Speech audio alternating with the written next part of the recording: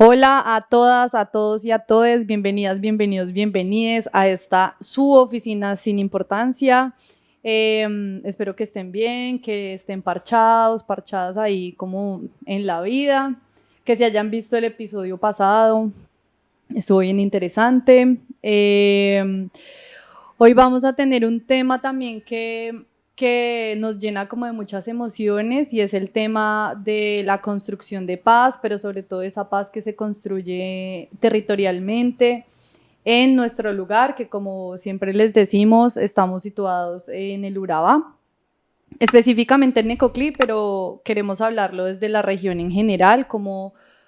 se ha dado esto de la paz, porque también creemos que el Urabá suele ser narrado desde los lugares de la violencia y nos oponemos a que sea leído desde ahí. Aquí pasan cosas muy maravillosas y por esa razón hoy tenemos a un invitado muy especial que es Ever Álvarez. Ever, no voy a dar una gran introducción para que tú te puedas presentar. ¿Cómo te llamas? Bueno, yo ya dije tu nombre, pero ¿quién eres? ¿A qué te dedicas? Porque este tema tiene que ver contigo. Hola Camila, y bueno, a todas las personas que ven y escuchan este podcast, muchas gracias por la invitación. Realmente es para mí todo un placer y también un honor tener la posibilidad de compartir este espacio con ustedes. Ya lo dijiste, mi nombre es Ever Álvarez, pero más allá de que ese sea mi nombre, pues me identifico como padre de Nicolás Álvarez, un hijo que represente, que significa muchas cosas importantes para mi vida y que por eso de alguna manera la intención de pensar, meditar y reflexionar alrededor de la paz. Además de ser padre, pues soy gestor cultural, una hermosa profesión que tuve la suerte de estudiar y de irme formando acá en la región de Urabá, particularmente entre Turbo y Apartado, que es donde me he movido principalmente con la formación. Y pues actualmente también soy investigador en el campo de las ciencias sociales, las artes y las humanidades. Y recientemente muy interesado en entender mejor esa dimensión espacial o territorial de los procesos de construcción de paz. Y menciono esto de ser investigador no para un asunto rimbombante, sino porque hace parte como de mi identidad, si se quiere. Entendiendo la investigación como ese ir tras la huella de eso desconocido. Entonces, para mí, actualmente me motiva y me entusiasma mucho como volver a esa curiosidad de los niños y de las niñas, ¿cierto? Cuando apenas se están acercando, explorando un tema. Y por eso me gusta posicionarme un poco desde allí a la hora de hablar como de quién soy o qué hago. Por ahorita eso. Si quieres algo adicional, me preguntas y listo. Y compartimos. Ya nos dice un poco pistas, pero ¿cuál es tu relación con esta región maravillosa? Bueno, en primera medida, porque Urabá me acogió. Ahorita, detrás de cámara, decíamos que uno no es de donde nace, sino donde se hace. Yo me considero de Urabá, de Apartado particularmente, aunque nací en Medellín, pero desde más o menos los 3 años vivo en la región de Urabá. Digamos, toda mi formación profesional, familiar, ha girado alrededor de esta región. Yo llegué a la región de Urabá más o menos en el año 94. Una curiosidad y a propósito del tema que vamos a abordar hoy, y es mi familia estaba radicada en Medellín. Nos vinimos más o menos en el 94 de Medellín hacia Urabá, justo por toda esa situación de violencia urbana que se está viviendo en la ciudad. Y llegamos a Urabá Apartado justo en uno de los momentos en los que la expresión de la violencia se iba a intensificar en la región. Siempre ha sido esa como una de las paradojas que ha gravitado alrededor de mis inquietudes y por eso como el deseo de entender un poco más qué ha pasado en la región y cómo poder aportar a construir un escenario de paz como más relevante. Entonces, frente a tu pregunta, para mí Urabá es básicamente ese espacio que me ha permitido ser en su expresión más amplia, ¿cierto? En forjar una identidad múltiple con toda la diversidad que tiene Urabá y que de alguna forma me ha permeado. Y es todavía, digamos, el escenario donde, o la región donde me proyecto por un poco de tiempo más, conociéndola, interpretándola, porque particularmente hoy que vamos a hablar un poco como de investigación, pese a todo lo que se ha dicho sobre Urabá, creo que todavía hay muchas preguntas vigentes y es un espacio como bien relevante para seguir aprendiendo. Te me adelantaste un poco como una pregunta que quería hacer, pero la voy a poner en esta otra lógica y es ¿por qué hablar del Urabá entonces desde la paz y no desde la guerra o desde la violencia?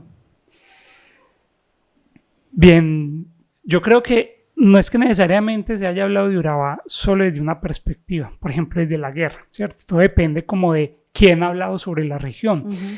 Porque justo algo que yo he aprendido en el diálogo con artistas, creadores, campesinos, algunas organizaciones étnicas, es que su discurso sobre Urabá ha estado transversalizado sobre todo esa dimensión cotidiana que nos refleja unos modos de vida ricos, llenos de saberes, de una pluralidad que de alguna manera expresa esa dimensión más tangible de la paz. Digamos que ha sido un poco lecturas elaboradas desde la academia, si se quiere, desde las organizaciones internacionales, desde el mismo Estado, si se quiere, que han configurado una lectura de Urabá en ocasiones o muy centrada desde el conflicto o muy centrada desde una, entre comillas, ausencia del Estado. Pero creo que toda esa multiplicidad de visiones y de narrativas sobre lo que es Urabá expresa también una realidad muy tangible, esa pluralidad que vemos en las formas de hablar, de vestir, de comer, en la música que estamos escuchando en estos momentos en trasfondo. Entonces, creo que eso es importante en primera medida, ¿cierto? No obstante, digamos, sí ha habido como cierta hegemonía, si se quiere, como un discurso, que vuelvo e insisto, se ha posicionado como de ámbitos más institucionalizados y que por eso me parece tan clave a la hora de hablar de la paz y de cómo construirla territorialmente. De pronto me estoy adelantando un poquito, pero es como darle cabida a eso de una justicia epistémica que permita reconocer como esas otras voces, esas pluralidad de formatos, de lenguajes que en ocasiones trascienden, digamos, la palabra escrita, la palabra que se ha posicionado desde la academia, desde el Estado, y es importante, digamos, que quienes tenemos la posibilidad de acercarnos a ese lenguaje, pues reconozcamos las limitaciones que tiene y generemos un espacio de apertura también para hablar sobre esos saberes de la región, donde me parece a mí que el discurso sobre la paz o las paces en plural ha transversalizado la región y por eso la necesidad de que dos campos de saber tan importantes como la geografía o los estudios socioespaciales, si se quiere, y la paz dialoguen para entender de manera más integral y completa la realidad a la que nos vemos enfrentados y enfrentadas. A mí me parece algo interesante de esta región y es como su diversidad cultural, ¿no es cierto? Como Urabá tiene múltiples identidades que convergen a veces en espacios muy chicos y a veces uno parece que estuviera en lugares muy distintos cuando se mueve de un lugar a otro dentro de la misma región. Y en ese sentido, ¿cómo desde la gestión cultural uno le apuesta, ¿no? o a entender o al quehacer de comprender esas paces? Porque también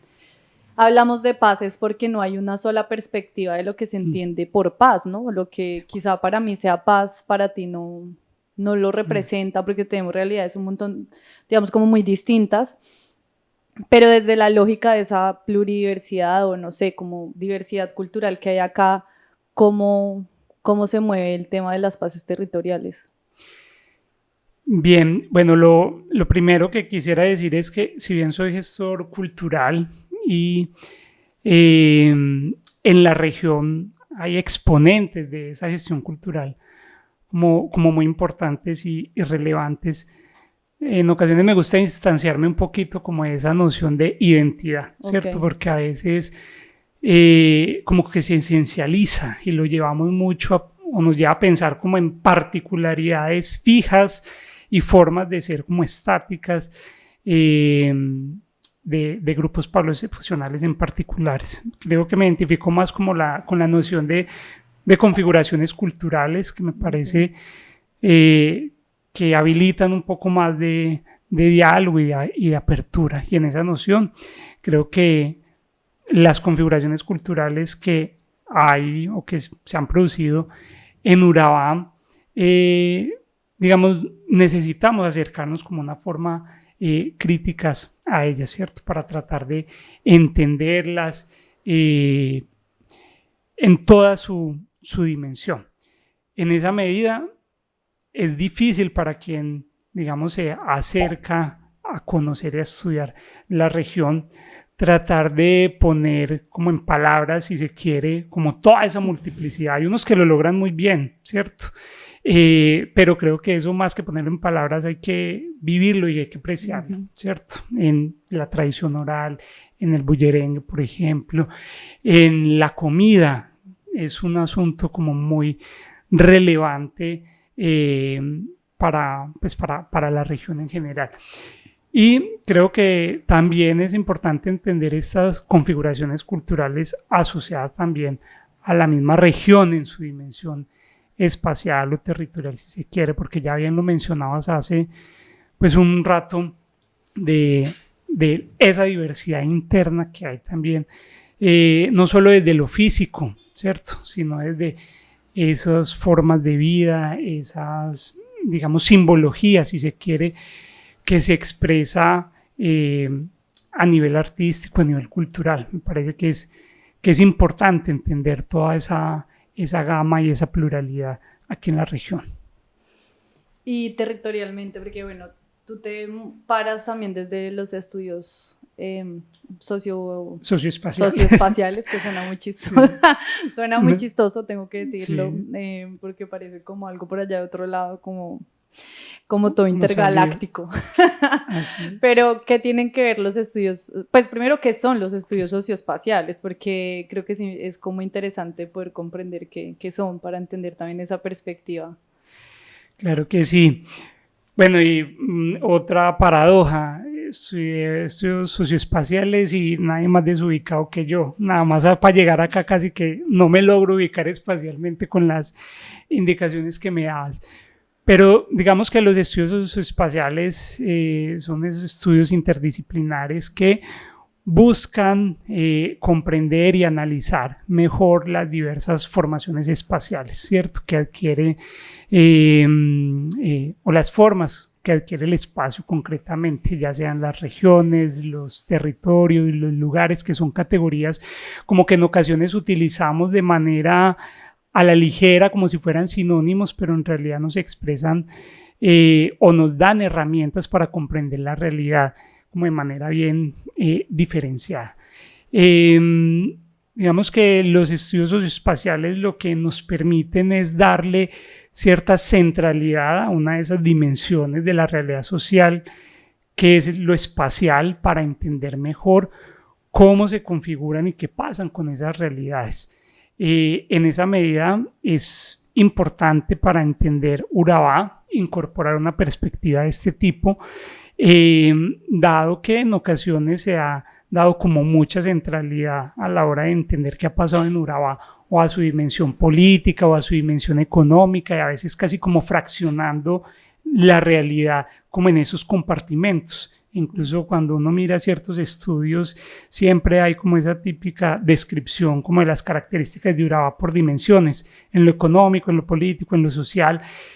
Y digamos que los estudios espaciales, si bien se alimentan desde allí, pues lo que buscan es encontrar nodos de articulación, si se quiere, entre esos compartimentos para poder tener una lectura un poco más profunda sobre qué está pasando, en este caso en la región, si adoptamos esa noción o ese concepto. Que ahora, ¿cómo podría interpretar un Urabá? Que puede ser como una pregunta, o por lo menos la forma en la que yo me aproximo a veces ni siquiera es entendiéndola como una región en términos fijos, pensando como características homogéneas que me permitan describir una esencia o la particularidad de lo que es Urabá o cuál es la identidad de Urabá, que yo creo que conectando esto con el tema de la gestión cultural, a veces con ciertos colegas entramos como en esa discusión de que quisieran entender esa esencia de Urabá representada en esa configuración cultural que se expresa desde la música, la danza, el teatro, esas manifestaciones patrimoniales, y me parece que es complejo pretender reducir algo tan complejo como si fuera una lista de chequeo. Urabá es esto, entonces te saco el repertorio. Los estudios espaciales nos permiten es formular preguntas para comprender de manera más interdisciplinar esa realidad compleja, haciendo uso de esas diferentes herramientas conceptuales que nos permitan entender cómo se expresa el espacio en esas relaciones sociales que se configuran cotidianamente. ¿Y el espacio es meramente físico? No, para nada. Que justo eso es, digamos, como una de las principales contribuciones de la perspectiva socioespacial, es entender que el espacio se produce socialmente, y en ese producir socialmente tenemos que sacarnos la idea de que solo es esa dimensión física donde ponemos los pies sobre la tierra y ya. Por el contrario, cuando hablamos del espacio estamos hablando también de una dimensión simbólica, dotada de significado, y nada más pensemos cuando hablamos de Urabá, que más allá de lo que podamos delimitar en un mapa con unas fronteras que dependiendo de qué tan grande o tan corto entiendas a Urabá, si lo reduces a los 11 municipios de el departamento de Antioquia, o si tienes una visión un poco más amplia como macrorregión, se te puede ampliar, pero todo eso pues está dotado de significados. Será muy diferente qué piensan alrededor de la noción de Urabá quienes están situados en el norte o en el Atrato o en el eje bananero, ¿cierto? Que vale la pena también, a propósito de ir teniendo un acercamiento como crítico, también decir que en ocasiones se ha posicionado una idea de Urabá muy desde el eje bananero, ¿cierto? Y muy desde apartado particularmente. Sí. Y me parece importante, no voy a decir romper, pero sí como tener la posibilidad de ampliar la mirada, porque es muy diferente cuando quienes estamos situados espacialmente en apartado y hablamos desde apartado desde allí, qué es lo que estamos invisibilizando a veces cuando nos quedamos con esa miradita muy centrada en el eje, a diferencia de todo lo que nos puede contar alguien que, por ejemplo, tiene una conexión o un vínculo con el Atrato, con el Golfo, con la Serranía, que me parece que se enriquece la mirada y que es, digamos, lo necesario en estos momentos, propiciar diálogos que permitan entender esa realidad. Bueno, yo coincido con eso porque estaba haciendo como ese ejercicio y creo que te lo mencionaba, ¿no? Como buscar un poco información sobre el Urabá. Y casi no encontraba información del norte, del norte de Urabá como que se medio menciona, incluso también por ejemplo la JEP tiene el macrocaso 04, pero no veo mucho del norte del Urabá, está muy centrado como en el eje bananero y hay como muchos relatos que se escapan. Acá me gusta particularmente algo y es como los libros que tenemos sobre la mesa también, y es como acá en el Urabá la gente cuenta, ¿no? Y cuenta las cosas que pasaron desde distintos lenguajes. Y en ese ejercicio de entender lo espacial más allá de lo físico es el tema, y algo que me llama particularmente la atención es cómo se resignifica el espacio por medio de un montón de otros elementos, o yo no sé, pues pueda estar equivocada, ¿no es cierto? Como que esta es mi perspectiva, pero también es como me gusta como lo artístico, como es de las artes, sobre todo, creo que el Urabá es un lugar de artistas. Acá hay mucha gente con un montón de capacidades artísticas y comentan y hablan y cuestionan y muestran y todo el tiempo el Urabá, desde o la pintura o el teatro o la música o como muchos recursos artísticos y aproximarse a la historia del Urabá o poder entender el Urabá muchas veces desde los libros, desde esas pinturas, desde el bullerengue, desde el teatro, me pone desde esa pregunta, ¿no? ¿Qué tanto lo artístico resignifica el espacio y resignifica ese entendimiento del espacio o cómo nos cuenta cómo se transforma ese espacio con el tiempo? ¿Cómo lo ves tú ahí, digamos, como ese rol de lo artístico en la resignificación o significación de los espacios aquí en el Urabá? Sí, yo creo que necesitamos comprender aún más, digamos, profundizar en la comprensión de esa relación de ese conjunto de prácticas artísticas, culturales que se configuran en el Urabá, porque,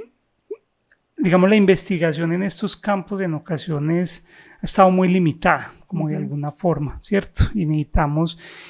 profundizar y entender esas particularidades y esas diferencias, porque como tú bien lo planteas, hay toda una riqueza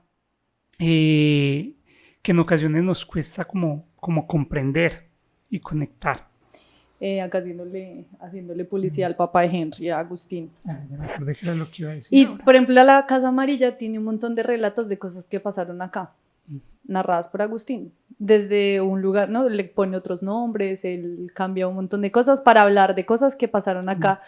Y que si tú vas y buscas juiciosamente los investigadores que han dicho, la Comisión de la Verdad que ha dicho, o en su momento o más atrás, digamos, como el informe del Basta Ya también de pronto que tenía sobre esto, y no se encuentra, ¿no? Y no se encuentra y una claro, también desde el lugar desde donde yo me sitúo, yo sé muy poquito del Urabá, apenas llevo 4 años, hasta ahora me estoy como aproximando desde lo académico también a entender un poco de las cosas que pasan acá, porque yo creo que igual el Urabá es una experiencia vivida, o sea, uno tiene que vivir acá para entender un montón de cosas, o yo lo siento así también, ¿no? Como que es muy difícil que alguien desde afuera venga y te cuente un montón de cosas. Y tú ves este tipo de textos y te cuentan un montón de relatos e historias perdidas, que podrían estar perdidas si no se hubiesen escrito.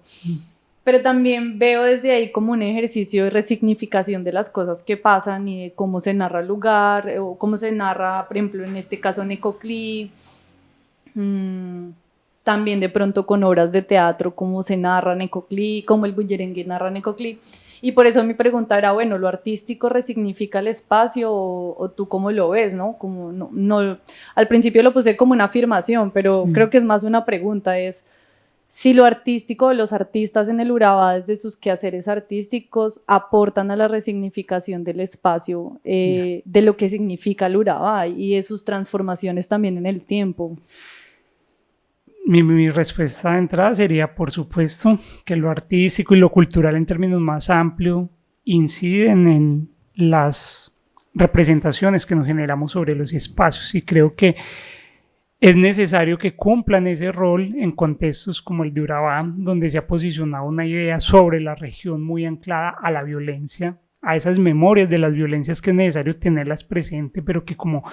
bien lo decíamos hace un rato, Urabá es más que esa narración alrededor de la violencia, es donde el arte y sus múltiples expresiones tienen mucho para aportar. Y yo podría ejemplificar esto con una anécdota personal, ¿cierto? Pues uno puede leer o uno le pueden contar aspectos sobre la masacre de Pueblo Bello en Turbo, pero mi primer acercamiento, vivida, sentida a la masacre, fue a través justo de una representación de las artes escénicas de Camaleón, una de las corporaciones culturales aquí en la región. Y yo lo que sentí en esa representación teatral, digamos, fue tan intenso y tan profundo que difícilmente me hubiese marcado si lo hubiese leído pues en un artículo, en un libro, y eso de alguna manera te genera preguntas y te genera también otras representaciones sobre la región, que sin olvidar el hecho en sí, pues ver en escena pues a unos jóvenes, incluso en algunos casos a niños que están tratando de, desde el arte, entender su región, entender esa realidad violenta y de alguna manera transformarla hoy en el presente. Por supuesto que hay una huella implícita frente a cómo se está resignificando los lugares, ¿cierto? No solo frente a cualquier otro espectador por fuera de la región que pueda ver una obra de ese tipo, sino para esos mismos actores y actrices que de alguna forma se aproximan a esa realidad, a ese lugar, a través de esa expresión artística. Entonces, si partimos de la base de que el espacio se produce socialmente, pues el arte y la cultura hace parte de lo social y por supuesto que en esa medida está dejando una impronta y una huella en lo que está allí presente. Pero también creo que es al revés, es decir, el espacio incide también en esas prácticas artísticas y culturales, las está constantemente interpelando, está siendo también como una fuente, si se quiere, para la producción artística y cultural, que me parece importante tener presente y que los artistas de la región me parece que ahí tienen una fortaleza en la manera en cómo lo que ha sucedido en la región es un referente importante en muchas de estas creaciones que de alguna manera le están hablando sobre Urabá al mundo, ¿cierto? Ni siquiera a Antioquia, sino al mundo en general, cuando están en otros lugares. Yo voy a hacer una pausa porque no le hemos dado la bienvenida a nuestra maravillosa bebida que nos hidrata en nuestra oficina sin importancia, que es Psicosis, la cerveza aquí de la región que nos patrocina. Vamos a brindar con una Psicosis. Hoy tenemos las dos del mismo sabor, que es Jamaica. Ahí puede ser una pausa.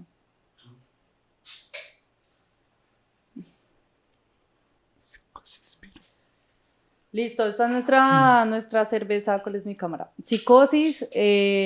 Ya saben, cuando vengan aquí a la región, piden una Psicosis. Aquí en Ecoclí la pueden conseguir también para que se hidraten. Una bebida acá de apartado hecho.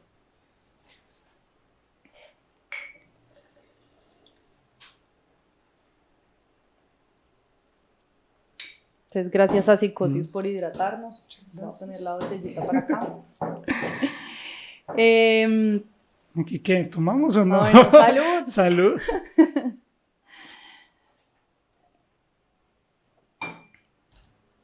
Está rica. Es muy rica. Yo creo que no he hecho casi ninguna de las preguntas que tengo acá. Pero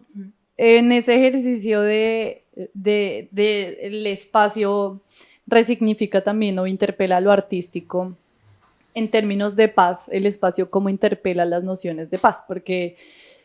y eso es algo de por qué tenemos este capítulo y es algo que, bueno, ya desde mi lugar también es como una pelea casada, y es que la paz no es una sola, ¿no es cierto? No, la paz no es una concepción demasiado amplia. Pero además cuando se habla de paz se habla desde un lugar demasiado inmediato, ¿no? Como vamos a hacer la paz, entonces vamos a firmar un acuerdo y ya mañana acá todo está perfecto. Y la gente también en su cotidianidad exige la paz de forma inmediata, ¿no? Como si la paz fuera un lugar donde uno fuera a llegar, así fuera en 1 año o en 2 años, pero fuera a llegar a ese lugar y se fuera a quedar ahí para siempre, ¿no? Y entonces en ese sentido, por eso también trae, digamos, como que la insistencia de traer aquí a la paz territorial, como esa concepción territorial de la paz, pero sobre todo a las paces territoriales, como en esa lógica de entender que hay una multiplicidad del entendimiento de la paz, pero además también cómo se sitúa en el espacio esa paz, ¿no? Que qué significa para el Urabá la paz territorial, pero además, ahora que dices lo de que el espacio interpela las artes, me pregunto, bueno, el espacio cómo interpela las nociones de paz. No sé si fui muy enredada, pero... No, es clara la pregunta y es justo como uno de los temas que recientemente me han interesado, entender como ese diálogo entre los estudios de paz, los estudios socioespaciales o la geografía, si se quiere, para abordar esa dimensión espacial de la paz, que vale la pena decir que en ocasiones ha ocupado como un lugar secundario a la hora de preguntarnos por la paz, porque justo a veces la imaginamos como un estadio, a un lugar o a un momento en el que hay que llegar, y pues la realidad es más compleja que eso. En esa medida, pues a mí me gusta un poco hablar de paz territorial inicialmente en términos singulares como herramienta analítica, pero por supuesto entendiendo que es importante entender que no hay una única forma de construir territorialmente la paz. Pero en este caso hablo de paz territorial incluso para hacer alusión que nuestra realidad colombiana ha tenido un rol importante, si se quiere, en situar la discusión sobre esa dimensión espacial en el contexto de los estudios de paz en general,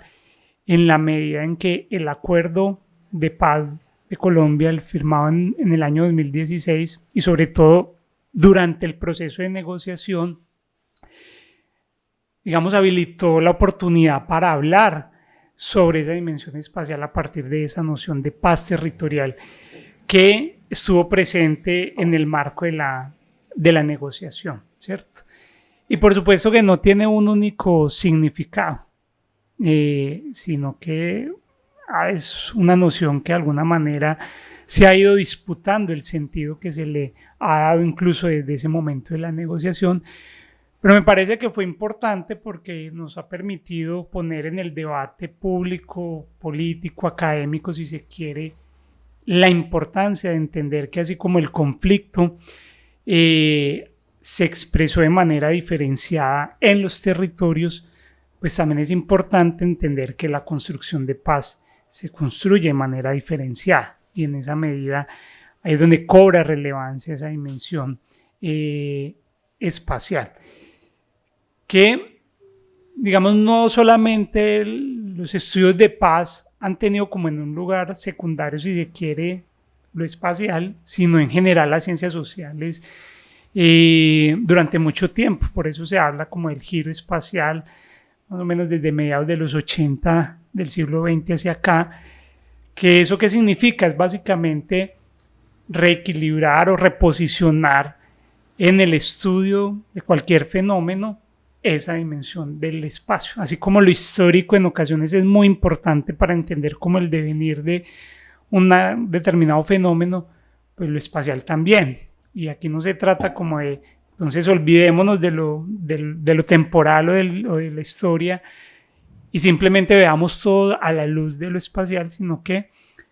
lo que se trata es buscar como un equilibrio, si se quiere, para entender mejor ese fenómeno al que nos queremos como entrar. Entonces, en esta medida, pensar esa dimensión espacial de la paz es preguntarnos por cómo intervienen diferentes actores situados escalarmente en diferentes espacios e incluso en ocasiones tiempos para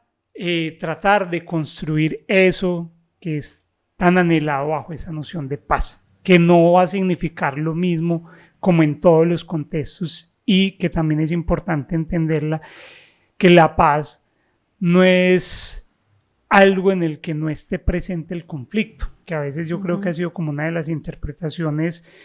o una de las aspiraciones a las que erróneamente le apuntamos, como en llegar a un momento en el que eliminemos el conflicto y todo sea súper armonioso y pues eso no existe. Las relaciones humanas de por sí son conflictivas y el conflicto de hecho impulsa y tiene un elemento creativo si se quiere, pero ahí digamos lo necesario es como diferenciar entre el conflicto y la violencia que son dos elementos diferentes, y en ocasiones asociamos el conflicto simplemente con esa expresión violenta donde hay desplazamientos, muertes, asesinatos, pues todo lo que de alguna manera ha atravesado la región de Urabá, y que por supuesto quisiéramos que eso no esté presente, pero que pues es importante entender que más allá de soluciones negociadas a nivel político entre élites, bien sea del Estado, de un grupo armado, insurgente o paramilitar, pues hay otras aspiraciones y deseos a la hora de hablar de paz, y que ahí es donde tienen las comunidades étnicas, campesinas, mucho que enseñarnos. Incluso los artistas y el sector cultural en general, que me parece importante poner la mirada allí, y que ojalá nos centremos ahorita en la conversación alrededor de eso, porque me parece que tiene un potencial muy grande el arte y la cultura para contribuir a los procesos de construcción territorial de paz, y que en ocasiones lo hemos dejado como en un segundo plano o se ha quedado en un elemento meramente discursivo, y que en regiones como las nuestras, donde el arte y la cultura en momentos de conflicto se convirtió en un escenario de refugio, de memoria, pues cobra un rol muy relevante todavía para la sociedad, pues todos esos aprendizajes que hay allí y a los cuales podemos aportar mucho en la conceptualización, si se quiere, de los estudios de paz. Tengo dos cosas que decir, no sé en qué orden las voy a decir, pero la primera es como, pues que la noción de paz es muy importante porque estatalmente se maneja un discurso de lo que se entiende por paz, ¿no? Y también es como la noción de paz está atravesada por el modelo económico y por el sistema político, ¿no? Como esa paz también le es estratégica a un montón de cosas que muchas veces termina traduciéndose en violencia territorialmente, ¿no es cierto? Como en nombre de la paz se mata y como en nombre de la paz se acrecentan desigualdades, porque también entendemos la paz también solo desde la finalización de ese conflicto bélico, desde la no guerra, pero que también esta conversación me parece importante darla desde sobre todo esa comprensión de esa violencia, ¿no? Como que la violencia también es el hambre, la violencia es la falta de oportunidades, la desigualdad, el racismo estructural, un montón de cosas, ¿no es cierto?, que están ahí atravesadas, y cómo esa paz estatal a veces no cuestiona esto, no cuestiona la desigualdad, no cuestiona todas estas desigualdades históricas que se traducen en violencia territorialmente, en violencia estructural, en violencia cultural. Pero esto lo digo porque se me acaba de ir la... Ya. Esto lo digo porque el arte, como yo sobre todo me sitúo desde el teatro, pero en general el arte, la música, la danza, visibiliza esa violencia, y en el ejercicio de visibilizar esa violencia genera un conflicto, y genera un conflicto que no es armado, sino ese conflicto necesario también para hablar y para construir paz. A veces es necesario como sacar de lo normal un montón de cosas, y el arte tiene la capacidad de hacerlo desde un lugar bien interesante. Entonces, no sé, el Totumo Encantado tiene una canción que es que llueva, que no hay agua en la batea, ¿no? Entonces, ¿qué significa que no haya agua en la batea? Porque necesitamos que llueva para tener agua, ¿sí? Y eso ¿qué implica, no? Eso genera también como el sacar desde lo artístico,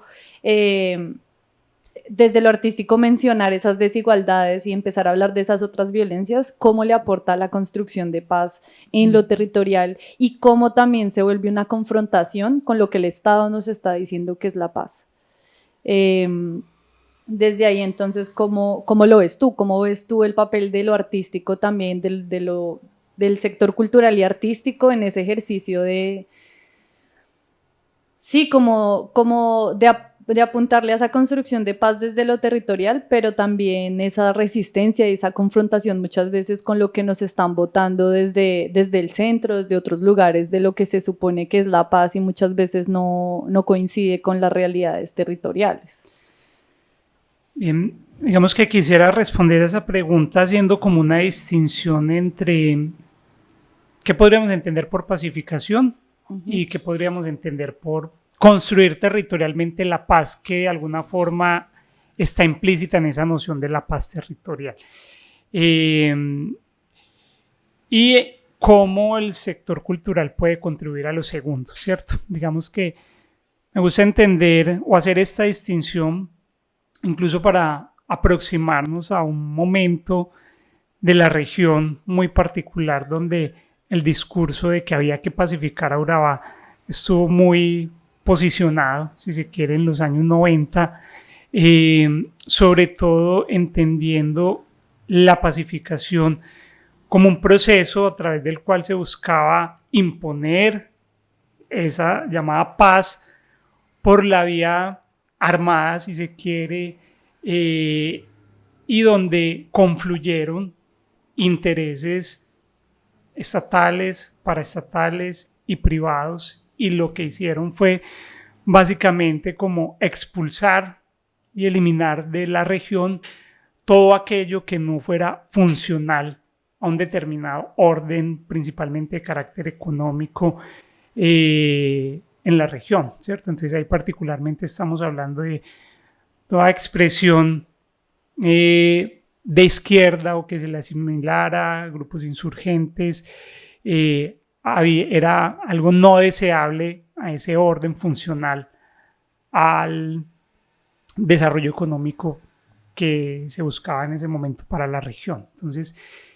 esa idea de pacificar a través de la fuerza e imponer un orden de seguridad por la vía legal e ilegal, digamos, le generó unos momentos de violencia y de profundización del conflicto muy fuerte aquí en la región, ¿cierto? Incluso el general Rito Alejo del Río se le conoció en algún momento como el pacificador de Urabá. Entonces, quisiera hacer como esa distinción entre la pacificación como la construcción de esos espacios funcionales al desarrollo económico sustentados en esa noción de orden y seguridad, que me parece que en vez de contribuir a generar condiciones de mayor bienestar, lo que hizo fue profundizar los desequilibrios territoriales, las inigualdades, las inequidades en la región y generar, digamos, un balance muy trágico en la región. Estamos hablando de más o menos en esa década del 90 al 2000 de más o menos unas 170 masacres que se pudieron haber cometido con más de 1.100 muertos en el Gran Urabá, ¿cierto? No simplemente en los 11 municipios del Urabá antioqueño, por poner el ejemplo de solo un hecho victimizante, pero que reflejaba muy bien esa idea de querer exterminar o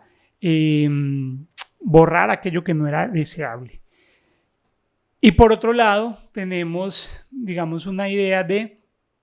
construir territorialmente la paz, que ahí el arte y la cultura me parece que tiene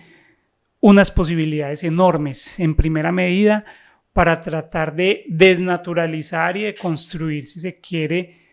como esa matriz, si se quiere, que ha sustentado la naturalización de que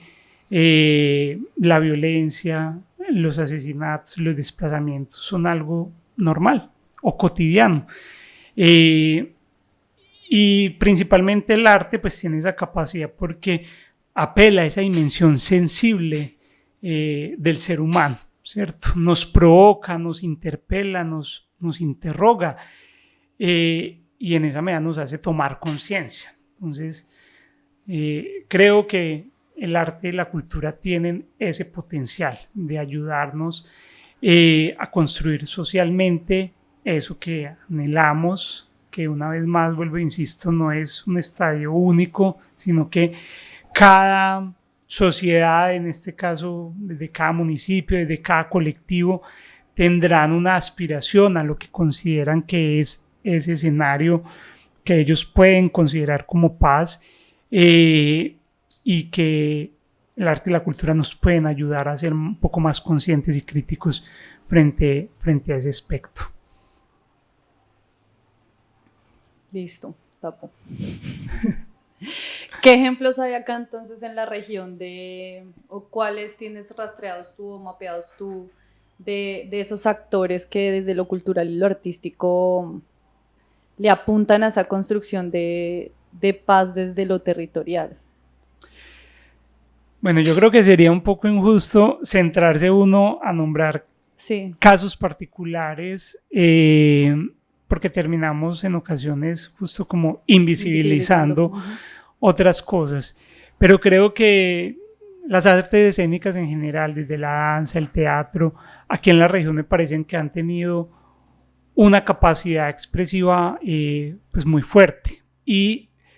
no solo desde lo creativo, sino desde lo organizativo, que es como uno de los elementos del sector cultural también importante, esa capacidad de organizarse para movilizar procesos, para acceder a recursos. Y digamos que si lo vemos desde esa perspectiva, aquí sí hay experiencias como muy relevantes. Hace un rato mencioné pues una de ellas, tú mencionaste otra, pues como el Totumo Encantado, la Corporación Camaleón. Hay personas, digamos, como muy relevantes, si se quiere, en el norte de Urabá, Marino Sánchez, que han tenido también una capacidad de la danza impresionante, con una factura técnica muy importante, y creo que estos procesos, pero también ante todo las personas que han hecho una apuesta de vida a nivel personal por sacar adelante estos procesos, digamos que me parece muy valiosa, y de hecho cada nuevo espacio que se abre en este sentido me parece fundamental. Además, el año pasado o este año, principio de año, ya temporalmente no recuerdo muy bien, en Chigorodó, la Corporación Múcura, por fin, después de toda una lucha, logró generar un nuevo espacio, una nueva infraestructura, a propósito de que estamos hablando del espacio, de que si bien no es lo único importante esa dimensión física, pues sí cobra una relevancia para posicionar y potenciar aún más todo lo que hacen a nivel simbólico y a nivel creativo, y ver cómo la lucha que hay detrás frente a eso, pues me parece importante. Por eso un poco lo que, de la aproximación que he tenido como al sector cultural, y de tratar de indagar un poco cuál es esa relación entre los procesos creativos que se gestan desde el sector cultural y la construcción territorial de la paz, me parece también importante, digamos, problematizar una idea que en ocasiones está muy naturalizada y que reproducimos como de manera poco crítica, y es que el arte y la cultura construyen paz per se. O sea, yo, si bien no estoy en contra de eso, sí lo problematizo, porque me parece que esconde e invisibiliza pues también como las prioridades a las que se les ha dado a la hora de querer pacificar los territorios, ¿cierto? Donde en ocasiones la inversión se ha centrado en arma, en mayor pie de fuerza, en todo lo que implique mayor seguridad desde esa visión limitada y militarista, y el arte y la cultura vemos que siguen siendo los renglones, pues se sigue estando en el último renglón de las prioridades, por ejemplo en la inversión pública, y eso me parece que hay que generar un llamado y una reflexión frente a que eso no debería continuar así. Es cierto que tiene un potencial el arte y la cultura para contribuir a eso, pero si no le hacemos una inversión, si no le generamos las condiciones a los artistas, a los creadores, para que tengan unos salarios dignos, para que puedan tener un tiempo completo durante todo el año, las posibilidades de trabajar, pues será muy difícil pensar que efectivamente van a poder aportar a una construcción de la paz de manera amplia y permanente en el tiempo, pese a que de alguna forma lo hacen, pero lo natural no debería ser que un artista trabaje 8 meses a que para poder acceder a un contrato tenga que hacer proselitismo político a un determinado candidato, a que tenga que estar haciendo lobby para que se le pueda renovar el contrato al año siguiente, a que iniciativas tan importantes incluso de comunicación, si se quiere, tengan que seguir siendo autogestionadas con los recursos de los artistas y los creadores que en ocasiones no tienen una seguridad social. Es decir, ¿cómo vamos a construir paz si no garantizamos esas condiciones mínimas y vitales? Entonces me parece que no hay que hacerle el juego a reproducir esa idea de que el arte y la cultura construye paz porque sí, tienen el potencial, pero necesitamos generar las condiciones para que lo puedan seguir haciendo y lo hagan con dignidad, porque si vamos a hablar de paz territorial, me parece que lo primero es pensar en eso, en que construir paz implica construir un proyecto de vida digna, y ese proyecto de vida digna está transversalizado por tener un acceso a derechos que en nuestro caso nuestros artistas y creadores no lo han tenido, con todo el aporte que le han hecho a esta región y que le continúan haciendo. Entonces, sí me parece importante que quienes se mueven en el campo de la gestión cultural, que de alguna forma estamos llamados a tratar de tender ese puente entre todos los creadores y el Estado, el mundo de lo privado, pues se pueda hacer para que haya dignidad también en el ejercicio de la labor, porque de lo contrario, pues será muy difícil pensar que podamos construir una paz completa cuando quienes hacen una contribución tan importante desde lo simbólico, desde lo expresivo, en ocasiones ni logran tener una paz interior para poder ir a sentarse con un grupo de niños, de adultos a desarrollar una determinada práctica porque están pensando internamente cómo voy a resolver el alimento, el arriendo o cualquier asunto como esa realidad inmediata. Sí, sí somos. Pero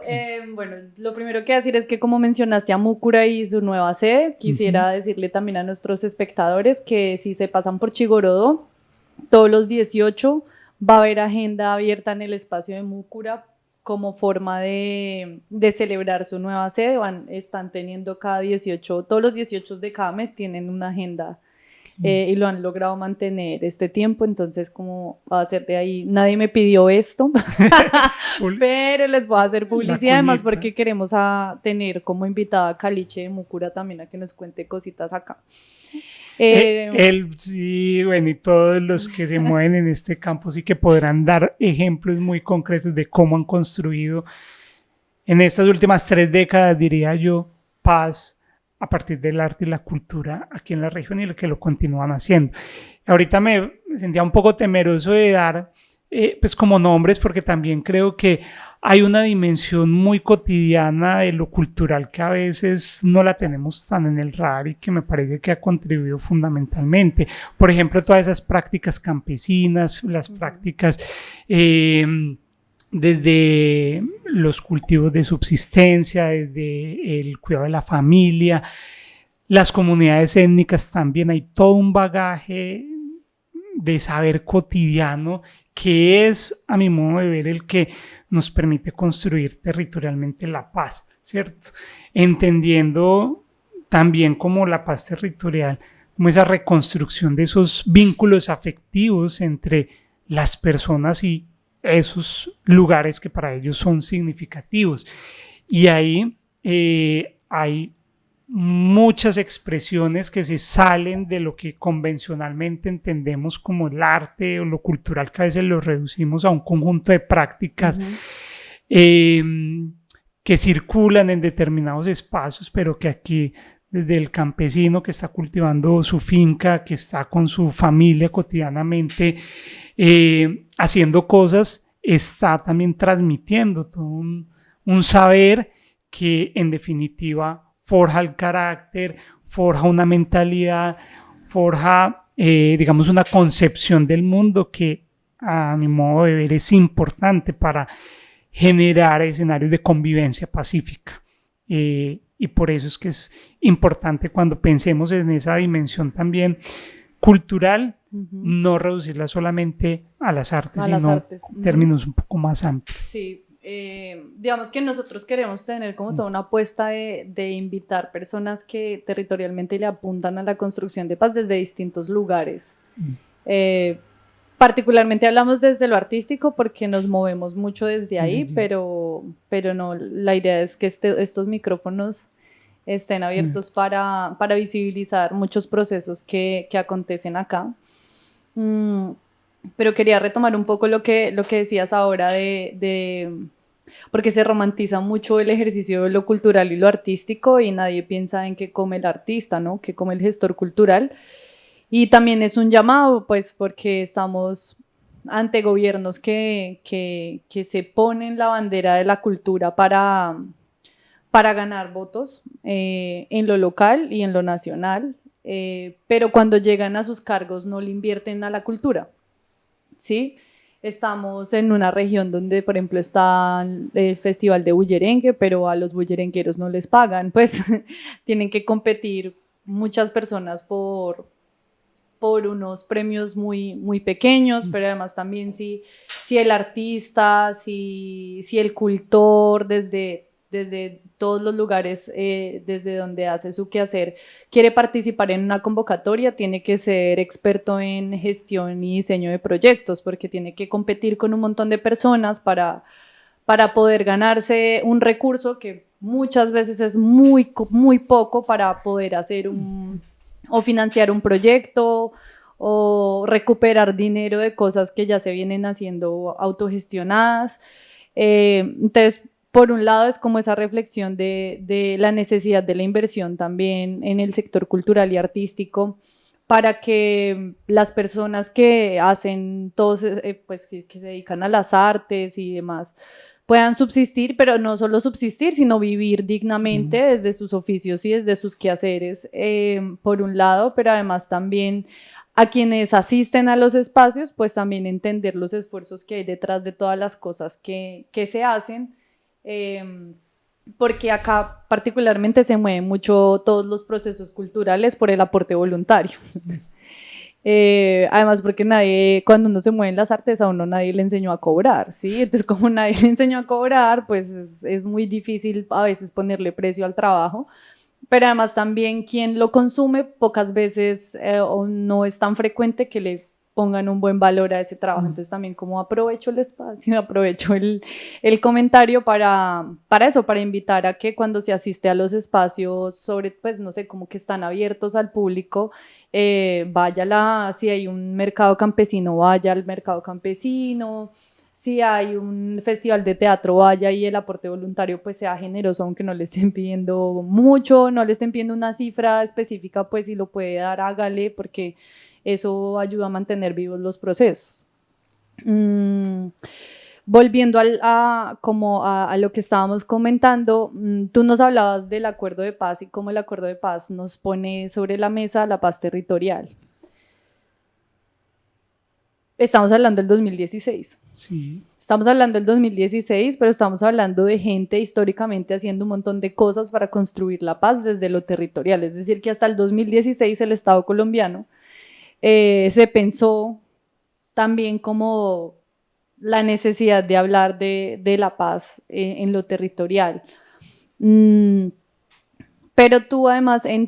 creo que es en tu tesis de maestría que hablas un poco de las distintas nociones de la paz territorial.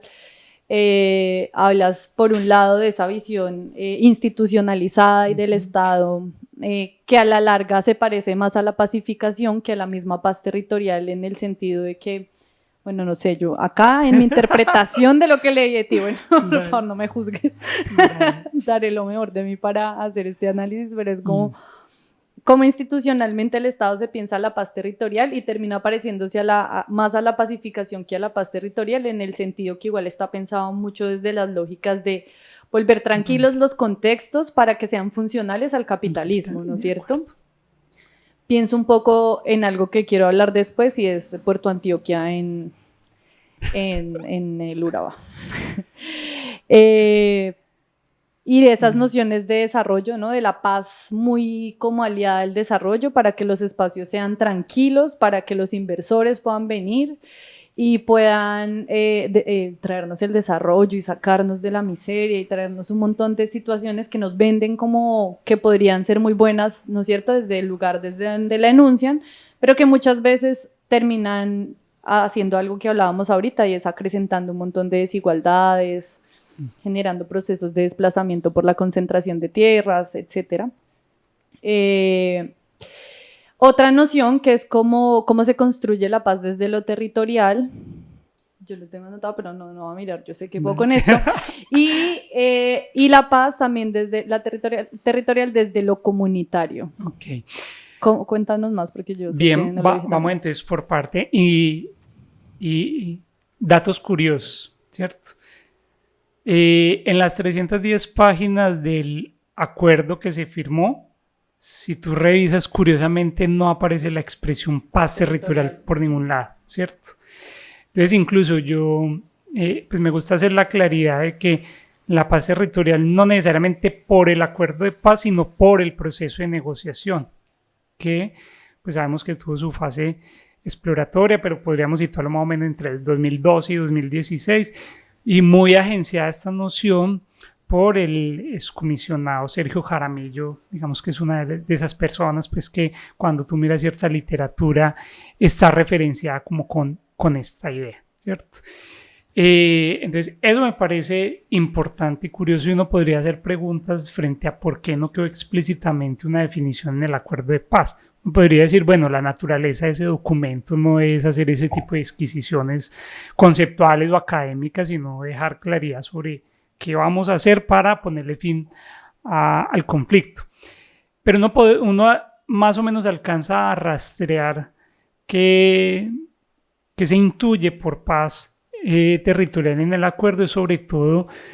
cuando se habla sobre el enfoque territorial, que es en realidad la noción que está más presente en el texto del acuerdo, con una definición, digamos, un poco amplia que básicamente alude a reconocer esas características y particularidades de los territorios a la hora de implementar el acuerdo y particularmente como dándole participación y centralidad a las comunidades y los territorios dentro de la implementación. Pero entonces, más que el mismo texto, me gustaría situarme como en lo que fue el proceso de negociación y lo que se dijo alrededor de la noción de paz territorial, que de hecho no significaban lo mismo para el gobierno nacional, en ese momento pues una representación del gobierno Santos, y para las FARC, que son como nociones diferentes, y por eso es importante entender esa noción de la paz territorial como la posibilidad de ser un campo de disputa para dotarlo de sentido. El gobierno Santos lo apropió y le dio su sentido, y las FARC también trataban de posicionar un poco esa idea. En esa medida, en mi trabajo de investigación me pareció clave hacer la distinción entre una visión gubernamental, si se quiere, de la paz territorial muy desde la idea del gobierno Santos, donde básicamente retoma como una noción liberal de la paz, que lo que busca es justo crear las condiciones a través del silenciamiento de las armas para que pueda reproducirse, digamos, el desarrollo económico. Y si bien hablan como una idea de generar participación, pues en realidad hay una mayor centralidad, si se quiere, llevar el Estado y sus instituciones a los territorios, como reproduciendo esa vieja dicotomía entre una cosa es una centralidad como Bogotá y lo que está por fuera de Bogotá, entonces son las periferias, y entonces de lo que se trata para que haya más paz es llevar el orden que trae consigo las instituciones del Estado a esos territorios donde impera, digamos, el caos, ¿cierto? Y generar condiciones para que haya desarrollo económico a través de que las empresas inviertan y el Estado pues garantice derechos, que digamos parte de esa idea gubernamental de la paz, que la podríamos sintetizar entonces esa idea de garantizar unos derechos, llevar las instituciones del Estado y establecer como cierto orden para que esos territorios periféricos estén o sean incorporados dentro de una agenda política nacional, ¿cierto? Esa me parece que es una idea un poco restringida de lo que podría significar la paz territorial, pero digamos que esa es una lectura que uno puede tener al leer como el discurso del gobierno Santos sobre la paz territorial. Ahora, uno podría decir que hay otra visión de la paz territorial, si se quiere más en clave comunitaria, que incluso no tendría como una definición fija, que es lo que me parece interesante, porque cada comunidad, cada colectivo podrá significar la paz de maneras diferentes, a partir de lo que hace y a partir sobre todo como de sus principios que de alguna manera enmarcan eso que la gente hace. Eso que desde algunas perspectivas de los estudios de paz en ocasiones se ha nombrado como la paz desde abajo, pero que también me parece que es un poco problemática porque, digamos, construir espacios donde hayan relaciones pacíficas o por lo menos que se tramiten esos conflictos y las diferencias no por la vía violenta de las armas, amerita entender que estamos en un mundo que está interconectado escalarmente, ¿cierto? No solo la visión comunitaria es suficiente para responder a resolver problemas que en ocasiones demandan también o tienen incidencia procesos que están agenciados desde contextos internacionales, globales,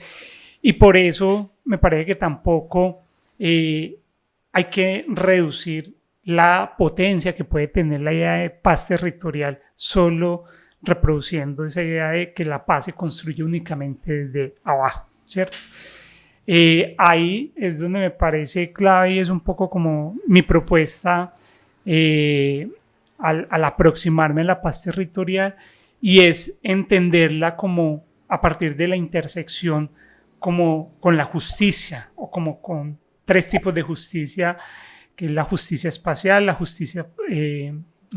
espacial, justicia epistémica y justicia social. ¿Sí? Ya, hasta yo mismo después de tanto tiempo que de hecho uno busca como darle cierta descanso, si se quiere, después de atravesar lo que implica un proceso de escritura. Pero bueno, sí, es entender la paz territorial en clave de justicia socioespacial, que implica el diálogo entre estos tres tipos de justicias. Y me parece que es importante hablar de justicia epistémica por lo que mencionaba hace un rato, y es que dentro de la conceptualización de la paz se ha quedado por fuera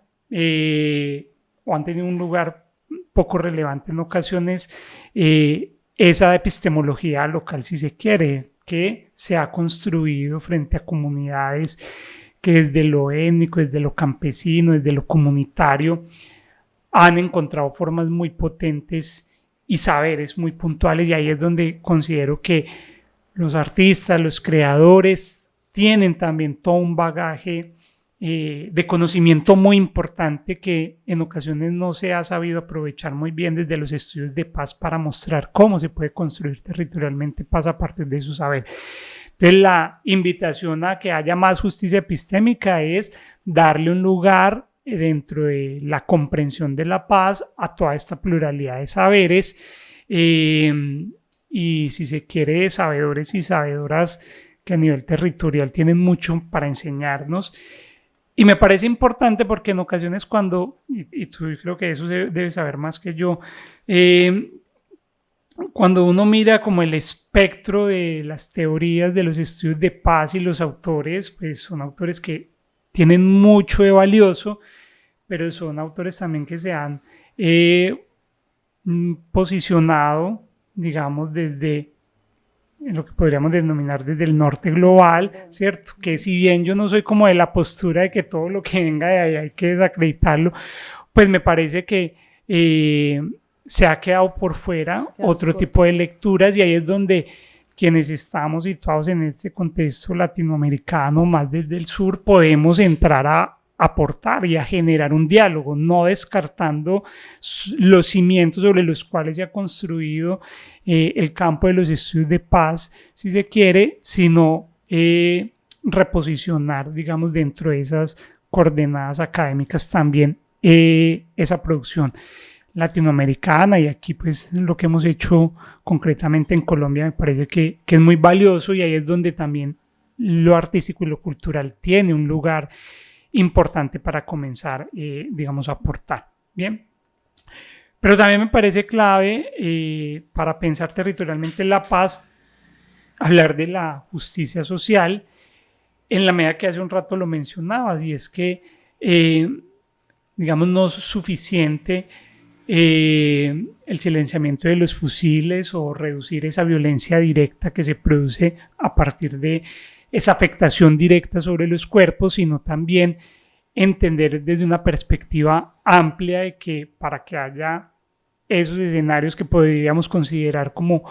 pacíficos, pues necesitamos que haya una garantía plena para desarrollar un proyecto de vida digno, y eso pasa por acceder a salud, a educación, a todo lo que necesita una sociedad de acuerdo con su cosmogonía y su proyecto de vida, pues para poder estar bien, y por eso es fundamental este tema de la justicia espacial, social. Y pues también es clave dentro de toda esta discusión decir que y Urabá en particular ha sido una expresión de cómo se pueden construir territorios injustos en la medida en que se generan desequilibrios y fragmentaciones internas dentro de un mismo espacio que no permiten que se acceda en igualdad de oportunidades a eso básico que necesitamos para poder estar y para poder vivir. Y por eso la necesidad de abogar por una justicia espacial que nos permita superar o problematizar por lo menos esas inequidades y esas fragmentaciones internas que no permiten un bienestar, digamos, más global para la gente. Y eso lo podemos ver expresado claramente en Urabá, ¿cierto? Cuando, ahorita me preguntabas hace un rato que no recuerdo si respondí o no, qué pena, cuando hablamos del norte de Urabá, ¿cierto? E incluso, ¿qué es el norte de Urabá? ¿De dónde nos estamos situando para hablar del norte de Urabá? Que uno podría decir, desde la división político-administrativa de Antioquia, que nos fragmenta la región en 3 zonas y que dice que hay un norte de Urabá y que uno lo mira y que es muy diferente, incluso económicamente, con unas posibilidades diferentes a lo que ha sido el eje, donde a partir de la agricultura comercial del banano o la agroindustria del banano, pues se ha reconfigurado completamente en términos poblacionales y en términos geográficos este espacio. Y eso, si bien no problematizo las posibilidades que, por ejemplo, a nivel de empleo ha generado a mucha gente de la región por casi 60 años, incluso muchos de los trabajadores que están en este sector comparativamente con otros que están, digamos, en campos similares, están económicamente con salarios por encima de lo que podríamos esperar, pues hay otros factores que sí podrían ser muy problemáticos frente a, pensemos nada más, cómo, digamos, se acaparó tierra para poder consolidar esta agroindustria en el eje bananero, y no solo el acaparamiento de tierras, sino qué tipo de tierras fueron las que finalmente son funcionales para allá. Pensemos también de todo lo que se necesita para que ese monocultivo pues pueda estar allí presente alrededor de los agroquímicos, de la contaminación del agua, si se quiere. Es decir, hay muchos elementos allí asociados que nos podrían dar cuenta de formas en las que hemos o se ha construido expresiones de injusticia que tienen una expresión muy concreta en lo territorial y que por eso será necesario abogar a la justicia espacial. Y esto no significa que entonces hay que ir a quitarle las tierras y hay que desaparecer ese negocio. No. Esto lo que significa es que primero no hay que perder de vista dentro de nuestro entendimiento de la región y de sus procesos el lugar que ha tenido esa transformación del espacio y eso qué efectos ha tenido en nuestra realidad presente, pero sobre todo de cara hacia lo que estamos haciendo ahora y hacia el futuro. Digamos que hay que entender que si queremos construir ese llamado desarrollo, pues necesitamos hacerlo de manera más pensada e intencionada, no solo respondiendo a los intereses particulares de un grupo en particular o quienes se terminan posicionando en espacios hegemónicos a nivel político y económico de toma de decisiones, sino que necesitamos entender que hay otras realidades, otras prácticas que construyen ese territorio que son valiosas también y que hay que darles un lugar importante dentro de la configuración de la región para evitar mayores conflictos y sobre todo que se puedan expresar violentamente, que es lo que no queremos pues como que suceda, ¿cierto? Entonces ahí, grosso modo, vemos como tres posibilidades de aproximarnos a la paz territorial desde una perspectiva muy gubernamental y desde una lógica liberal de la paz, otra visión que se ha abogado en ocasiones desde la paz muy entendida como construirla desde una perspectiva de abajo hacia arriba, pero que ya mencioné que tiene como ciertas limitaciones,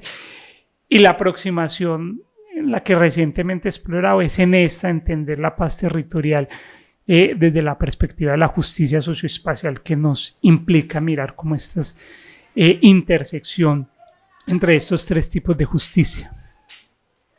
Listo, creo que de ahí más o menos, ni mi pregunta, no, más o menos, no, que bien. Mi pregunta con Puerto Antioquia no es para satanizar Puerto Antioquia, sino para, pues tengo una preocupación desde ahí también, y es como ahora se habla tanto del desarrollo en el Urabá por los puertos. El reto acá, creería, es cómo esa visión de desarrollo y cómo esos puertos y cómo esto que está pasando aquí en la región no repite la historia. No repite la historia en cuanto a la tenencia de tierras, ¿no? Porque te hablan del puerto y te hablan como va a generar empleo. Y todo el mundo dice, wow, va a generar empleo. Pero también, ¿qué otras cosas puede generar? ¿Sí? Y cómo entonces se logra un equilibrio entre ese desarrollo que traen este tipo de proyectos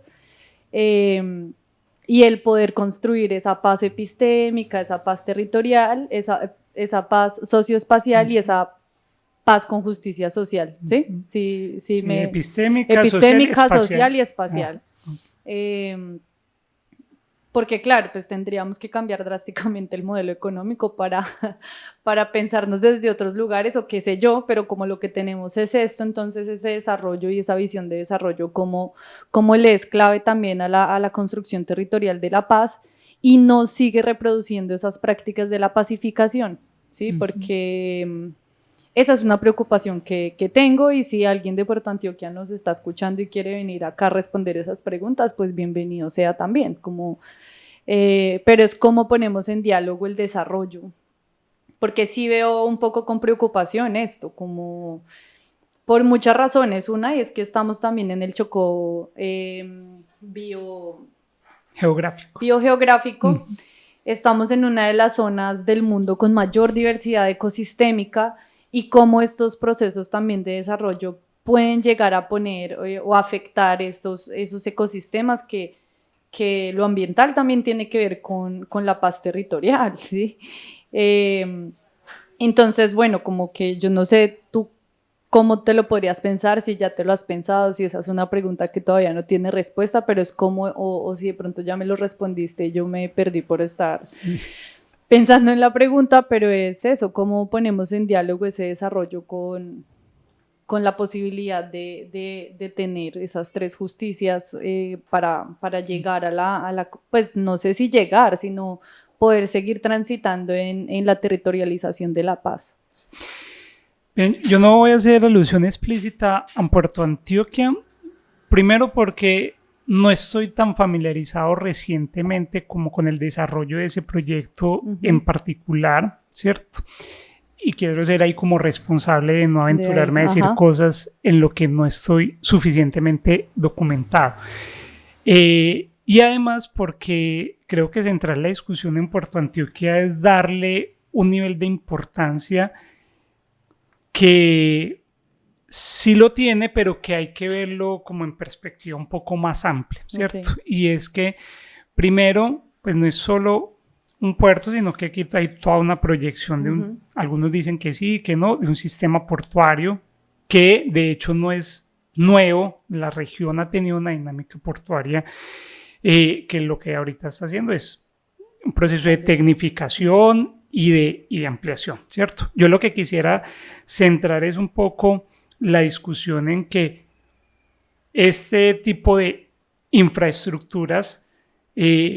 están, digamos, como haciendo o profundizando un deseo que hay en esa conexión de Urabá con esos mercados globales y también del interior del país, que está muy vigente, podríamos decir, desde principios del siglo XX, ¿cierto? Desde que se empezó la construcción de la carretera al mar que conecta Medellín con Urabá, ha estado eso presente, y me parece que todas estas iniciativas portuarias, y no solo esa, sino la construcción de Mar 1, de Mar 2, y la proyección de otro tipo de infraestructuras para la región, es un poco como la materialización de esa apuesta sobre lo que se ha entendido como es lo que debe ser el desarrollo para la región, ¿cierto? Que en esa medida es donde yo, pues me parece importante pensar en clave de la justicia espacial es para interrogarnos y preguntarnos qué tanto ese tipo de intervenciones en infraestructura y también intervenciones económicas lícitas e ilícitas van a generar condiciones para que haya ese tipo de justicia, o por el contrario van a reproducir y van a profundizar aún más esas expresiones injustas, ¿cierto? Ahí es donde me parece que está el quid del asunto. Ahora, si uno dice, para evitar que se reproduzca, yo me pregunto que se reproduzca qué, ¿cierto? Porque a veces me parece que han hecho como o han puesto una preocupación que no repetir que seamos otro Buenaventura, ¿cierto? Eso lo han dicho en ocasiones, y pues estamos en realidades diferentes y hay que entender también que la región tiene otras particularidades. Ahora, para evitar que se reproduzca o que suceda lo mismo o que se amplíen los conflictos de cuando llegó la agroindustria del banano acá, creo que no necesariamente, porque estamos como en otro contexto diferente. Si uno ve gran parte de los conflictos que se generaron a partir de los años 60 en la región, están muy asociados a, digamos, una presencia del Estado principalmente por la vía militar, que hoy por hoy pues sigue vigente, pero también hay presencia estatal a través de otro tipo de entidades del Estado que no estaban en ese momento, ¿cierto? Que esperaría uno que lo que sí se debe aprender es los posibles conflictos que se deriven de la presencia ya de la puesta en operación de este tipo de infraestructuras portuarias, pues el Estado debe garantizar a través de la vía institucional que se puedan resolver, porque pues si no cumple esa labor, efectivamente estaríamos enfrentados a nuevas expresiones de la violencia que no queremos que eso vaya a suceder. Pues por otro lado, estamos también, digamos, como ante la profundización de intereses económicos, sobre todo asociados a la explotación como esas riquezas naturales de la región que durante mucho tiempo han estado inexplotadas justo por la presencia guerrillera en su momento, y que también sirvió como de contención para que se materializara eso. Por ejemplo, me refiero a iniciativas en la serranía de Davive de explotación de carbón y otro tipo de minerales que, pues si eso no se hace de manera concertada con las comunidades que viven allí, si eso no dialogan con el tipo de ordenamiento ambiental y social de esos, pues de la serranía, ahí sí vamos a estar enfrentados a situaciones muy complejas que pueden reproducir esas inequidades y generar conflictos nuevos con las comunidades. Entonces, lo que me parece clave de la discusión es hacer como los llamados alrededor de esto, y ahí es donde pues las organizaciones sociales, la academia, los movimientos políticos incluso tienen un rol en materia de control social, de veeduría, para tratar de analizar oportunamente pues lo que se pueda generar. Y eso no es ya, pues no hay que esperar para hacerlo desde ya, sino que esto se debería haber hecho desde hace mucho tiempo atrás, porque digamos llevamos décadas hablando de esta infraestructura portuaria. Yo trabajé en Nueva Colonia entre el 2012 y el 2016, justo cuando se estaban adelantando todo el proceso de renovación de la licencia ambiental para la construcción de ese puerto. 2012, hacia acá estamos hablando de 13 años mal contados, porque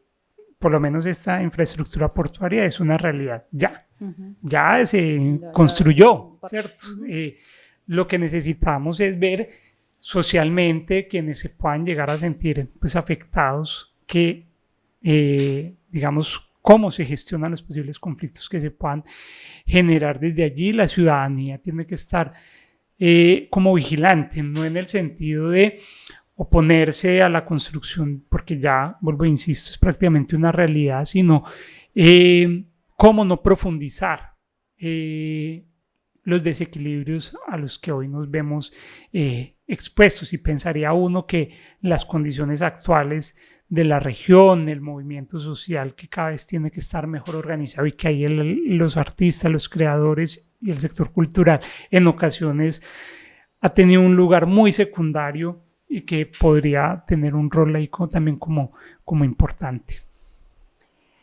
Listo. Ya para ir cerrando, la academia que está haciendo en el Urabá, como ahora antes de empezar hablábamos de unos grupos de estudio, de investigación, entonces quisiera que este fuera el espacio también para hablar de qué está pasando desde la academia acá, qué espacios se están abriendo, ya estaban abiertos, cuánto tiempo llevan, qué están investigando, pues como eso para empezar el cierre. Listo, bueno, no podría hablar por la academia en general acá, ¿cierto? Podría situarme desde lo que hacemos de un colectivo que hay en la Universidad de Antioquia alrededor del grupo de investigación interdisciplinar en dinámicas regionales, cultura y transformación social, que es uno de los 8 o 9 grupos de investigación que hay en la región de Urabá, constituidos y reconocidos por MinCiencias en la última convocatoria de medición de grupos de investigadores. Desde ahí podría, digamos, como situarme y hablar desde allí un poco lo que se ha estado haciendo. Bueno, este grupo de investigación nació hace aproximadamente 5 años, articulando una serie de docentes ocasionales de cátedra y algunos egresados y estudiantes, principalmente del área de las ciencias sociales, humanidades y artes de la seccional Urabá, inquietos e inquietas por entender mejor cómo está transformándose la región de Urabá a partir de los procesos de urbanización, cómo iba a impactar los procesos de negociación y diálogos y firma del acuerdo de paz. También sí hay una inquietud alrededor de las infraestructuras que están, digamos, de alguna forma cambiando la dinámica de la región. Y recientemente también hemos tenido algunas inquietudes, si bien todavía no formalizadas a través de proyectos, pero por supuesto entender un poco más lo que implica el fenómeno de la migración en la región, sobre todo para entender mejor ese carácter fronterizo que tiene Urabá, que es no solo una frontera internacional, en cuanto aquí ya, pues si hablamos de Urabá en términos del Gran Urabá y su conexión cercana aquí con Panamá, sino también una frontera interdepartamental que es importante entender mejor. Desde allí, pues se han venido desarrollando desde el 2020 para acá diversos proyectos de investigación, unos muy asociados al tema de construcción de paz y entender mejor esas prácticas y esos saberes cotidianos alrededor de la paz. También otros proyectos más recientemente que giran alrededor de la gobernanza del agua y entender cómo el lugar que tiene ese recurso hídrico en una región como esta, pues que no solo tiene el mar y todos unos ecosistemas alrededor de lo costero, sino que también pues una riqueza hídrica, por ejemplo en el sur de Urabá, en Mutatá particularmente. Hay varios colegas que están explorando y analizando ese fenómeno de la gobernanza del agua y todo pues lo que implica para la región. Y hay una serie de proyectos de investigación que han girado alrededor del campo artístico y cultural, a propósito de que la Universidad de Antioquia aquí, desde la Facultad de Arte, tiene arte dramático, licenciatura en danza, en música, artes plásticas. Eso ha propiciado que haya toda una agenda de investigación de algunos profes alrededor del bullerengue, de las diferentes expresiones musicales, de la danza. Hay una agenda ahí como bien interesante. Y pues ya particularmente, pues yo en articulación con otros colegas, actualmente estamos en un proyecto de investigación que articula a varias unidades académicas de la universidad y varios grupos de investigación, que se llama Observatorio de Ruralidad y Paz, que tiene foco en 2 subregiones del departamento de Antioquia, una en el oriente y otra aquí en Urabá, y básicamente ahí lo que queremos entender mejor son como esos saberes, prácticas y resistencia en territorios campesinos y étnicos alrededor de la construcción de paz, que justo se conecta muy bien con esto de la paz territorial y en términos más amplios como de un subcampo dentro de los estudios de paz y de la geografía, que son las geografías de paz, en el cual Urabá tiene como mucho allí también para aportar. Y recientemente hemos estado como entendiendo como una de esas expresiones de la paz más concreta que incluso potenció la firma del acuerdo de paz, que es la figura de las zonas de reserva campesina. Aquí en Urabá, pues el año pasado se constituyó la zona de reserva campesina de San José Apartado, que abarca cerca de 29.000 hectáreas ahí en la serranía de Avive, y pues que es una muestra también como muy importante de todo lo que ha significado esos procesos organizativos étnicos que en el marco de un proceso de negociación y acuerdo de paz pues logran poner en marcha la delimitación de un polígono para poder garantizar que esos modos de subsistencia campesina pues se puedan mantener allí en este territorio. Que bueno, estamos tratando pues como de acercarnos y entender un poco qué significa esto, porque hace un rato que mencionaba de que pues no hay que centrar la discusión solo en la dinámica portuaria, porque en Urabá no solo está sucediendo eso, y aquí está la expresión más clara de cómo esta zona de reserva campesina, si se quiere ver, es como otra cara de la moneda dentro de esas formas de entender el desarrollo y de lo que puede significar Urabá para generar unos proyectos de vida dignos, donde no necesariamente la exportación de banano y otro tipo y importación de otro tipo de productos por este tipo de infraestructuras importantes, sino en cómo en la serranía, que es uno de esos pocos contextos rurales que hoy siguen vigentes para toda la producción agrícola y desde el campo pues se puedan mantener, y en esa medida, si queremos hablar como expresiones territoriales de la paz,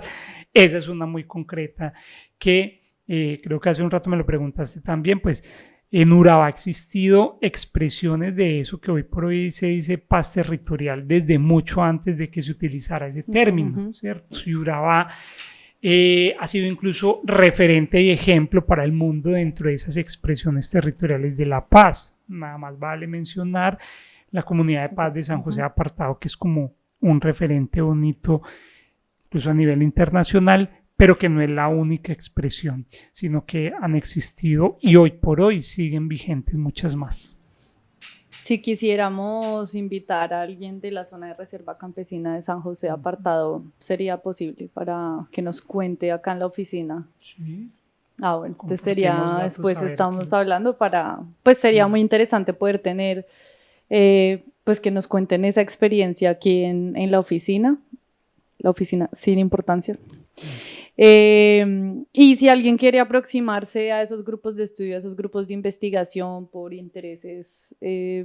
investigativos o sí, como académicos, sobre todo particularmente, ¿cómo pueden acercarse? Bien, digamos que el grupo de investigación cuenta con 2 semilleros de investigación, uno que se llama Conexos y otro Motrizmente, donde hay como unas agendas de trabajo alrededor de esos 2 semilleros. En principio lo que hemos pensado es que una de las puertas de entrada posteriormente al grupo de investigación es primero transitar alrededor de los semilleros de investigación, ¿cierto? Porque digamos que lo que buscamos es poder formar investigadores en la región y que podamos ir desarrollando como un proceso alrededor de cualificar nuestras habilidades frente a la investigación. Y en nuestro caso es particular porque el grupo de investigación es el resultado justo de un semillero de investigación. Empezamos como semillero de investigación con Nexos y luego llevamos al nivel de grupo. Entonces, no es porque digamos, consideremos que haya algún tipo de jerarquía y que primero hay que pasar por una cosa para poder ganarse el derecho para estar allá, no, sino porque le damos una relevancia importante a la idea de los semilleros como espacios de formación para asumir la investigación. Entonces, en principio, pues a nuestros estudiantes, egresados y otros profesionales que pronto tengan un interés inicialmente por la vía de los 2 semilleros, es una alternativa. Ahora, si hay otras personas que pronto ya han tenido una trayectoria investigativa, ya se han cualificado y quieren seguir haciéndolo en la región, pues se pueden poner en contacto con la coordinadora del grupo de investigación y al interior del grupo se analiza y se evalúa como cada uno de los casos. Listo, ya, gracias. No, gracias, Ever, pues como para no extendernos más porque ya llevamos más de una hora, tú que dijiste que no tenías nada que hablar, llevamos yo más de una hora ¿Qué tanto hablando. Vamos a hablar en ese tiempo? Te hago la invitación que te hice ahorita fuera de micrófonos y es que la Oficina Sin Importancia se pone a disposición de lo que deseen en los grupos de investigación para difundir, para hablar, para contar qué es lo que están haciendo. Si quieren hablar de algún tema en específico, sean muy bienvenidas y bienvenidos acá a estos micrófonos, porque para eso está pues nuestra Oficina Sin Importancia, para tocar todos estos temas que parecieran no tener importancia, pero sí lo tienen. Entonces, bueno, te hago la invitación acá con el compromiso de nuestros 6 espectadores. Muchas gracias por la invitación, por la disposición, muy chévere el proyecto de la Oficina Sin Importancia, que sí importa, y sobre todo creo que es otra expresión más, si se quiere, de lo que es construir territorialmente la paz y de pronto aportarle a esa justicia epistémica, abrir estos micrófonos, estas cámaras para que la gente venga y cuente desde el lugar y pues desde su propia posición, me parece valioso. Yo hoy me situé un poco más desde lo que hacemos en el grupo de investigación. Espero que interpele o que le llegue a algunas personas, pero estoy seguro que muchas otras personas acá en la región tienen para contar cosas muy significativas y valiosas, y de las cuales me gusta aprender y quisiera seguir aprendiendo. Y bueno, ya por lo menos sé que existe este podcast, y que voy a seguir aprendiendo desde de la región a través de él, y ojalá que muchas personas más lo puedan hacer y que se animen a participar también. No, gracias. Y también, pues gracias por esa labor de contribuir a la investigación desde acá, porque es bien interesante poderse uno aproximar. Digamos, yo hablo desde mi lugar, que pues no soy de la región, vivo en la región, pero no soy de la región, y poder leer esta región desde adentro, como desde esas perspectivas también desde adentro, que se investigue desde acá. Es muy distinto a cuando se leen personas que observan desde lejos o observan desde afuera la región, pues como que sí, es distinta la perspectiva y me parece demasiado necesaria y relevante. Entonces, bueno, bienvenidos acá siempre a la oficina. Y Muchas ya, gracias. Gracias a todas, todos y todes por vernos en este capítulo. Recuerden que nuestros capítulos completos están en YouTube. Suscríbase si no se ha suscrito, active la campanita para que le llegue la notificación semanalmente de nuestros episodios, y ya con esto nos despedimos. Un abrazo, gracias por escucharnos y por siempre tener la paciencia para quedarse hasta el final, porque si llegó hasta acá fue porque llegó hasta el final. Chao.